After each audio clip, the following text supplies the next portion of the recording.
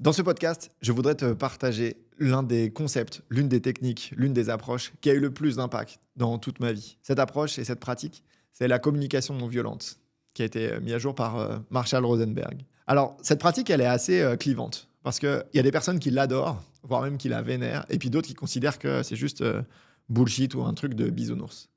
Et dans cette vidéo, j'aurai à cœur de te partager simplement comment je l'aperçois et l'impact qu'elle a eu aussi bien chez moi que dans ma famille, que chez les clients que j'accompagne. Avant tout, le premier mythe que je voudrais déconstruire, c'est que beaucoup assimilent la communication non violente avec le fait de refuser le conflit. C'est tout le contraire. En communication non violente, on considère le conflit comme sain, vertueux, comme une opportunité pour chacun de clarifier ce qui est important pour lui dans une relation. Donc, la communication non violente, c'est certainement pas un synonyme de je me tais, je laisse la place à l'autre, je dis oui à tout, je n'ose pas dire non. Bien au contraire. Ce qu'on veut juste en communication non violente, c'est être capable d'affirmer des positions tranchées tout en conservant le lien. En gros, on veut mettre du et en communication non violente. Je veux et être capable de dire que tu me rends triste et de le faire de manière à ce que la relation, elle perdure et elle reste vertueuse. Et parvenir à mettre ce et là dans les relations, c'est tout sauf facile.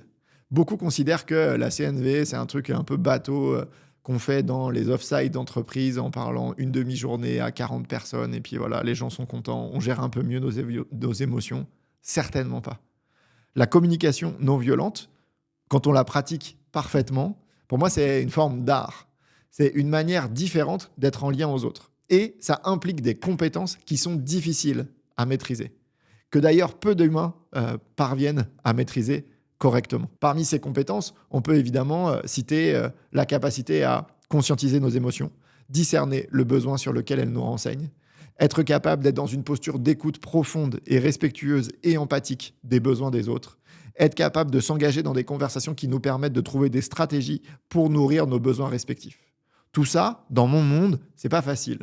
C'est beaucoup plus simple de 1, juger, ou de 2, considérer que c'est de la merde. Or, la communication non violente, elle peut nous aider dans plein de domaines de notre vie. Le premier domaine, c'est de soi à soi. Moi, la CNV, elle m'a aidé drastiquement dans ma capacité à comprendre ce qui se jouait chez moi. Le point de départ de toute conversation menée avec la communication non violente, c'est la capacité de chaque personne à discerner ce qui se joue en lui.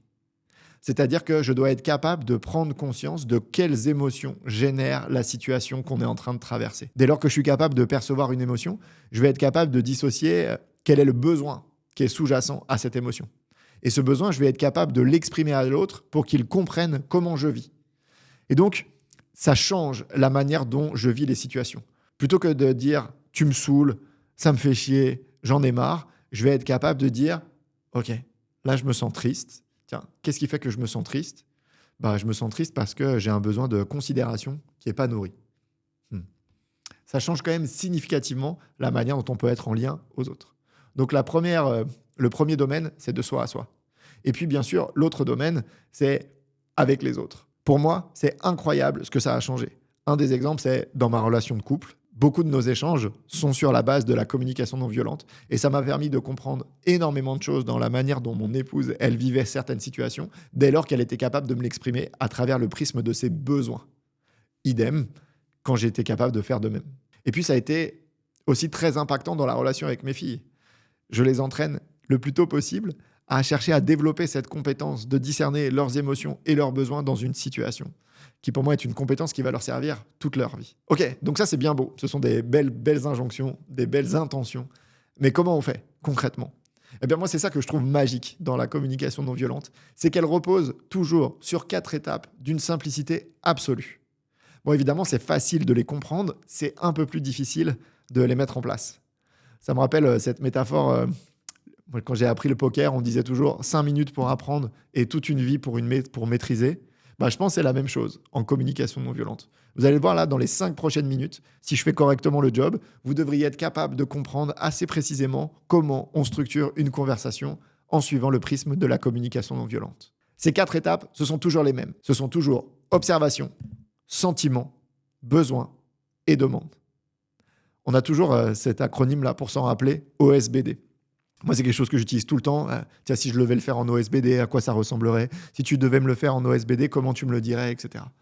Donc, le but, c'est d'être capable d'appliquer ces 4 étapes à toute situation qui nous confronte. Première étape, l'observation. L'intention de cette étape, elle est simple. Être capable de discerner les faits inhérents à la situation. Le but, c'est d'être capable de pouvoir parler de ce qui nous active sans que ça saoule l'autre ou que ça l'active émotionnellement. Prenons un exemple standard. Dernièrement, je me suis remis à faire du hand. La dernière fois que j'avais joué, j'avais une vingtaine d'années. Et quand j'étais ado, j'avais pris cette habitude, quand je rentrais chez moi, de laisser mon sac de sport dans l'entrée. Évidemment, Carole, mon épouse, adore ça. Et donc, le matin, quand elle se réveille et que je suis rentré d'un entraînement, elle a la joie, en descendant l'escalier, de tomber sur mon sac de sport encore fumant de l'entraînement d'hier. Et donc, évidemment, elle n'est pas joyeuse de ça. Et donc, je vous invite à voir. Si elle est capable, quand je redescends moi, elle me dit « Tom, ton sac est encore dans l'entrée, on en a déjà parlé des milliers de fois, tu me saoules, tu respectes... » Bah, moi, directement, boum, ça m'active. Ça ne veut pas dire qu'elle n'a pas raison. Ça veut juste dire que la manière qu'elle a de me présenter les choses, ça va me mettre dans une posture où je vais plutôt chercher à me défendre et à me justifier beaucoup plus qu'à comprendre. Donc, ce qu'on veut dans cette phase d'observation, c'est d'être capable de nommer les faits. On a cette phrase en communication non violente, on dit toujours « qu'est-ce qu'un appareil photo pourrait voir ?» Donc, l'idée là, c'est d'être capable de partager à l'autre ce que l'on observe sans l'activer émotionnellement. Donc, par exemple, Tom, ton sac est dans l'entrée. Ça m'ennuie, ça me fait chier même, mais elle a raison, c'est vrai. Donc, je ne peux pas nier ça. Le truc qui est difficile avec l'observation, c'est que plus la situation nous touche émotionnellement, plus on va avoir tendance à juger, à blâmer l'autre, plutôt qu'à rester dans les faits. Donc, un point d'attention et de vigilance pour cette étape, c'est de rester dans une capacité à nommer les faits sans pointer l'autre, sans le tuer, sans juger ce qui est en train de se passer.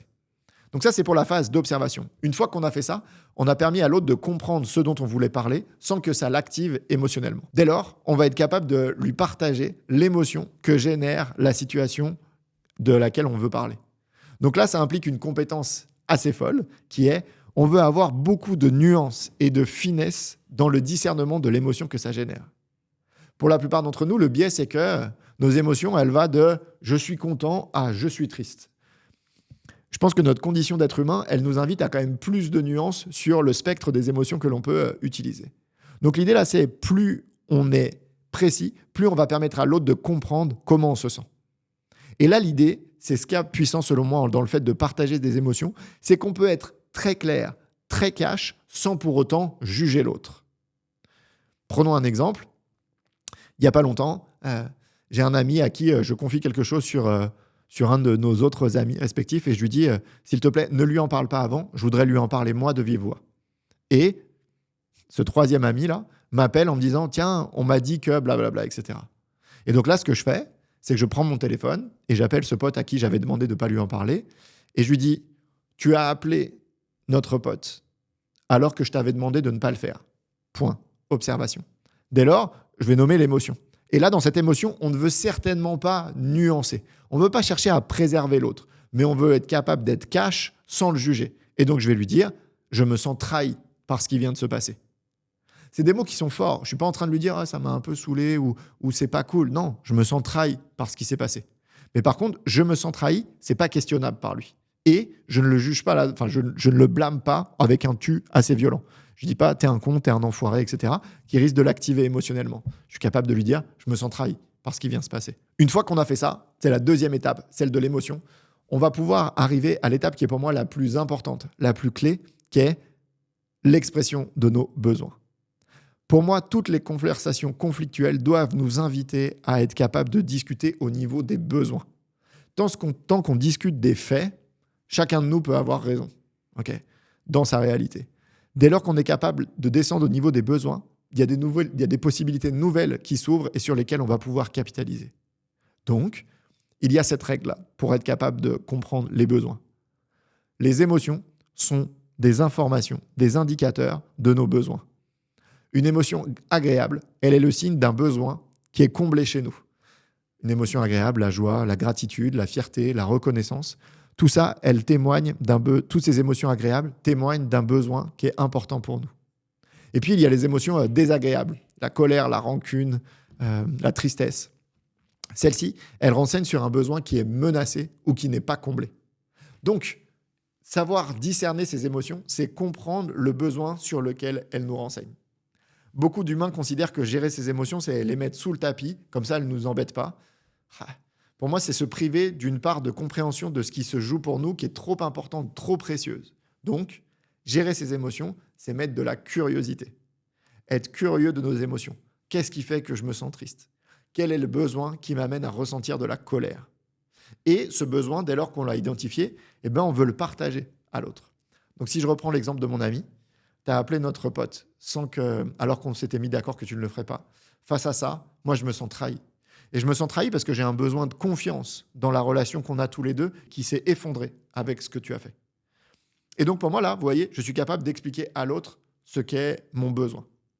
Donc, besoin fondamental. Ce qu'il y a de surpuissant avec les besoins, c'est que on ne peut pas challenger le besoin de quelqu'un. C'est-à-dire que ce pote ne peut pas me dire « Non, mais tu n'as pas vraiment tant besoin de confiance entre nous. » Ou « Non, mais ce directeur va pas dire « Non, mais tu n'as pas autant besoin de reconnaissance que ça. » C'est pas ça qui se joue. Un besoin est non questionnable. Jamais. Ça, c'était la 3e étape, le besoin. Une fois qu'on a le besoin, il nous reste la 4e. On veut être capable de formuler une demande à l'autre, explicite, claire, pragmatique, qui lui permette de comprendre comment il peut faire pour répondre à notre besoin. Moi, il y a cette phrase qui me parle beaucoup.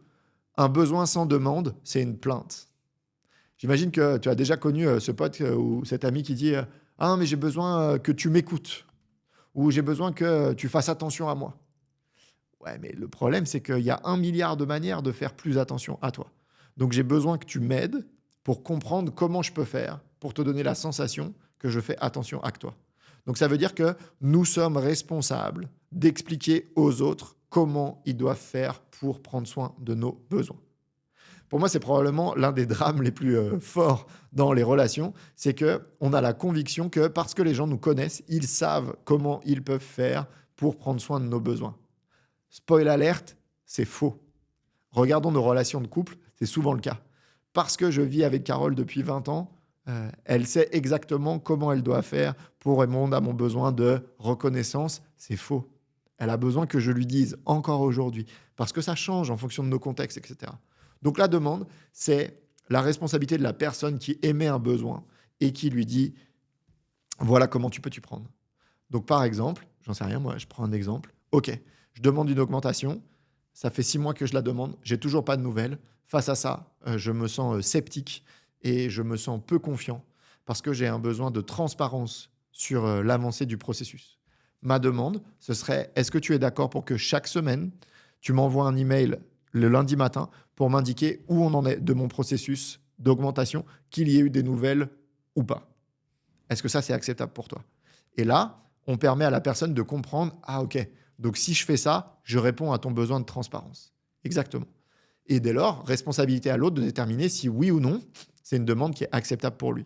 Si c'est le cas, merveilleux, on a une décision. Si ce n'est pas le cas, on itère, on discute jusqu'à ce qu'on trouve un consensus sur les stratégies pour répondre à nos besoins respectifs. Et ce processus-là, on peut l'appliquer à toutes les situations qui nous impactent émotionnellement, qui sont difficiles pour nous, sur lesquelles on boucle.